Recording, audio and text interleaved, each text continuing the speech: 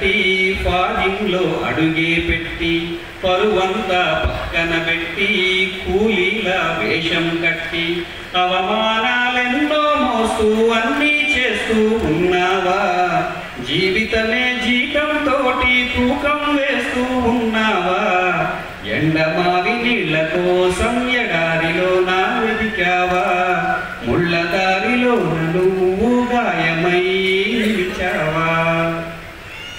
So ఇక్కడ ఎదురుగా music directors నటులు వీళ్ళు అంటున్నారు, వీళ్ళు శృతులు లయలు పట్టించుకోకుండా ఉంటే లాస్ట్ చరణం ముగింపు దీనికి అంటే ఈ సిచ్యువేషన్కి ఒక ముగింపు చెప్పామన్నమాట. రక్తాన్నే పంచిన తల్లి, రాఖీని కట్టిన చెల్లి, నువ్వాడి పాడిన గల్లి, చూస్తున్నది నీకై మళ్ళీ.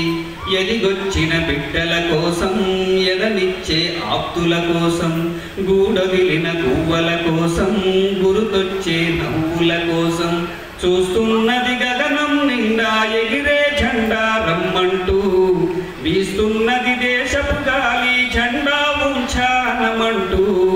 ఓ సచిను కలాము కూడా ఫారిన్ పౌండే దిక్కనుకుంటే, ఈ ఎత్తుకు ఎదిగేవారా, దేశం ఖ్యాతిని పెంచేవారా?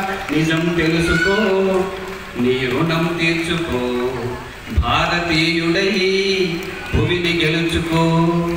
వందే మాతరం, వందే మాతరం, వందే మాతరం, వందే మాతరం, వందే మాతరం, వందే మాతరం, వందే మాతరం, వందే మాతరం. Thank you.